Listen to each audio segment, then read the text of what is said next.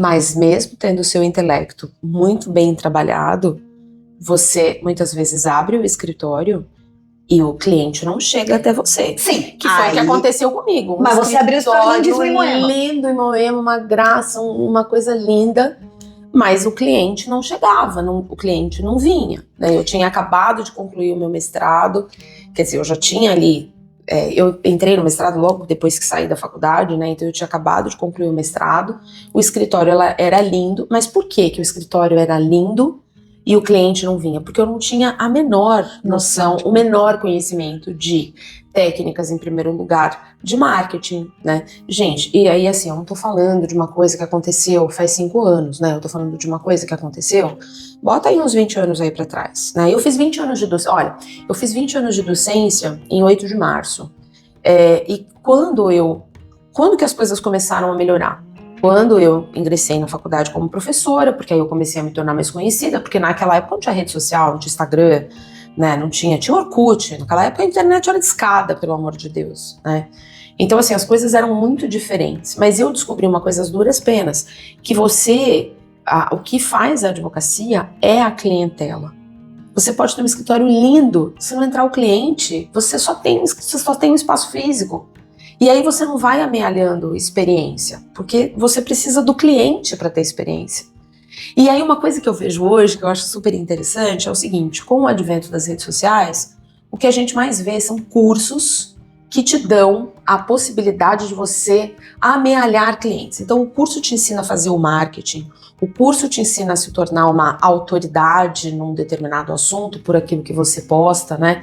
Na minha época, para você se tornar uma autoridade, você tinha que fazer um curso, um mestrado, você tinha que fazer uma pós-graduação. Hoje, o conceito de autoridade é um conceito diferente. E eu não vou julgar, porque eu acho que o mundo tá muito diferente, cada um sabe de si. O meu questionamento, eu acho que foi por isso que a gente chegou ao ponto em que a gente chegou, de falar, não, a gente precisa trabalhar de uma forma diferente, a gente precisa oferecer algo diferente, é porque não interessa também o cliente chegar até você se você não sabe o que fazer com ele. Ou se você não vai conseguir reter, né? Mas se você me perguntasse, putz, o que motivou esse curso? O que motivou esse projeto, né, que a gente chama de Desatando Nós, Construindo Ninhos? E para mim, basicamente, seriam duas as motivações principais, né? A primeira delas está relacionada àquilo que eu e você também constatamos, tanto na graduação e também na pós-graduação, que é essa questão do como acontece a formação, porque você ter um arsenal de informações, hoje as pessoas colocam toda a fé do planeta no chat GPT, né? E na inteligência artificial, sim, fantástico a inteligência artificial, mas se você só consegue fazer a pergunta e ter ali a resposta, você vai ser um reprodutor daquilo que outro, no caso a inteligência artificial, está pensando. E o direito, embora não seja publicidade, ele exige também criatividade, né? Ele também exige que você ofereça aquilo que outros não oferecem, que é o que vai fazer a diferença. Então tem a questão da própria formação, o que fazer com isso, como traduzir aquela teoria para a prática, né? Que a gente percebe que muitas vezes não existe.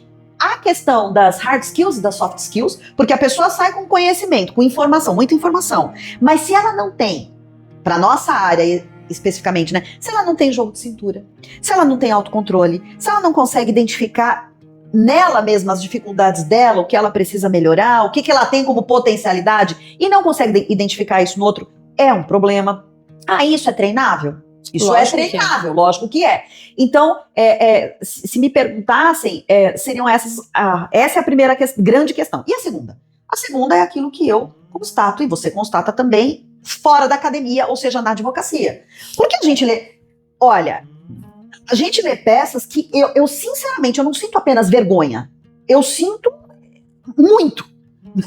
Eu pergunto, mas como? E a gente não está falando de forma de escrever, né? A gente está falando de conteúdo. E também a forma de escrever, né? Porque isso também se treina, mas principalmente o conteúdo. Como é que uma pessoa vai, em 2024, fazer uma petição de divórcio e dizer que é um absurdo, porque ela traiu, porque ela é isso, porque ela é aquilo, sabendo-se que desde 2010 nós não discutimos mais culpa, né? Então, assim, o que eu constato em termos de prática né, aconteceu, e aqui rapidinho um exemplo, a semana passada, que eu fui numa audiência para que se decidisse se a mãe, afinal de contas, ia perder a guarda ou não dos filhos, E que você está indo para uma audiência super tensa aqui, e eu estou pela mãe que vai perder a guarda dos filhos, né, no caso.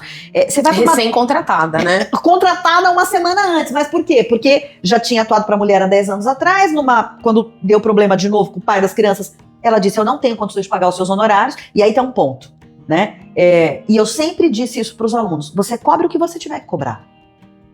Porque se a questão for prioritária para a pessoa, e de fato ela não puder realmente te pagar, ela não vai poder te contratar. Agora, se é prioritária para ela, é realmente prioritária, é importantíssimo, ela vai dar um jeito de te contratar.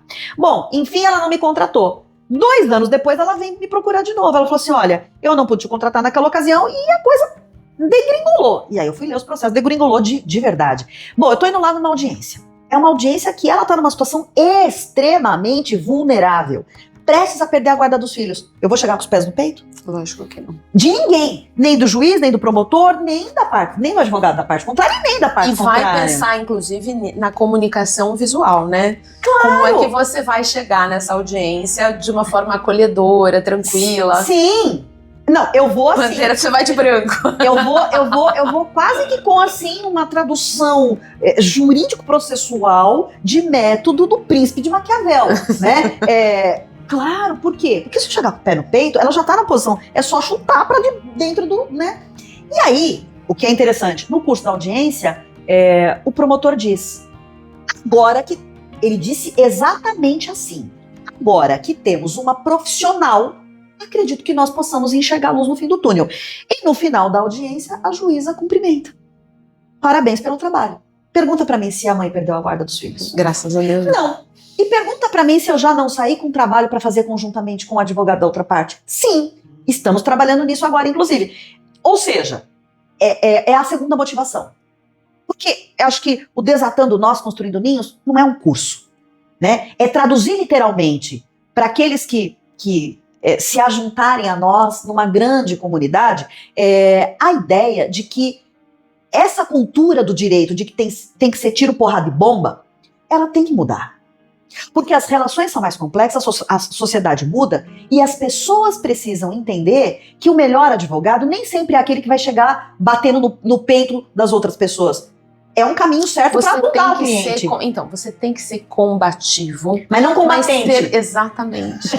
Porque as pessoas confundem ser combativo com ser combatente, né? Você não vai se dobrar ao outro, não vai se curvar ao outro, mas você não precisa chegar sendo grosseiro e achando que aquilo é como se fosse uma batalha, não cumprimentando o outro advogado, sendo irônico numa medida... E olha que quem me conhece sabe, né, que a ironia é uma das minhas maiores características, né, para o bem e para o mal também, que eu sei às vezes quando eu mesma extrapolo, e é por isso que também é importante a gente ter sócios, né, para que a gente tenha uma leitura daquilo que a gente fez e eu falei, olha, aqui você tá aqui, amor, você tá demais, né, volta um pouco, porque você exagerou, né, naquilo que você tá tratando ali. Então eu acho que é importante, extremamente importante deixar isso claro, que não é porque nós estamos falando numa construção de ninhos, que nós estamos assim, entendendo o direito como algo, né, leve e tranquilo, e que não, a gente entende que a advocacia precisa ser combativa,